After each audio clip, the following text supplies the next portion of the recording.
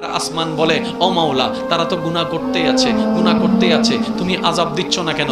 জমিন বলে মাওলা তারা বড় পাপী, তাদেরকে আযাব দিয়ে ধ্বংস করে দাও। সূর্য বলে মাওলা তুমি আযাব দিচ্ছ না কেন? চন্দ্র বলে মাওলা তুমি আযাব দিচ্ছ না কেন? সুবহানাল্লাহ জোরে বলেন না। চন্দ্র বলে মাওলা তুমি আযাব দিচ্ছ না কেন? মঙ্গল গ্রহ বলে মাওলা তুমি আযাব দিচ্ছ না কেন? জিবরাইল বলে মাওলা ধ্বংস করে দাও না তাদেরকে। পাপ তো এমন পর্যায়ে চলে গিয়েছে সন্তান পর্যন্ত মা বাবাকে হত্যা করতে দ্বিধাবোধ করছে না, বউ রেখে 3-4টা মেয়ের সাথে পরকীয়া করতে দ্বিধাবোধ করতেছে না, জেনার উপর জেনা করে যাচ্ছে, প্রেমের নামে জেনা করে যাচ্ছে মাওলা, সুদ করে যাচ্ছে, ঘুষ করে যাচ্ছে মাওলা। অন্যায় তো বেড়ে যাচ্ছে, পাপ তো বেড়ে যাচ্ছে, আদেশ অমান্য তো বেড়ে যাচ্ছে। ও মাওলা আগের যুগের বান্দাদেরকে, নবীর উম্মতদেরকে তুমি আযাব দিয়েছো, সাজা দিয়েছো, তাদেরকে দিচ্ছ না কেন?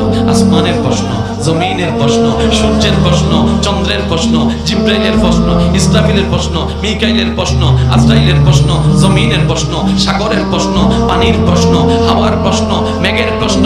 এবার রব্বে করিম বলেন শুনো তোমাদের কথা সত্য, আগের যুগের যারা আছে তাদেরকে আমি আযাব দিয়ে ধ্বংস করে দিয়েছি অমান্যতার কারণে, বেয়াদবির কারণে, গুনাহের কারণে, পাপের কারণে। কিন্তু এই জগৎ থেকে, এই জাতিকে আমি রব ধ্বংস করব না, কারণ মুস্তাফা নবীকে আমি ওয়াদা দিয়েছি, কথা দিয়েছি। কোরআন ডাক দিয়ে বলে ওমা কান আল্লাহু লিওয়াযিবাহুম ওয়া আনতা ফীহিম। ও রাসূল, যে জমিনে আপনি শুয়ে আছেন, যে জমিনে আপনি আছেন, আমি কেমনে আযাব দিতাম? তার মানে গুনাহ করার পরও আমি আযাব দিচ্ছি না, ধ্বংস করছি না, শুধু আপনি নবী মুস্তাফার কারণে। আল্লাহু আকবার।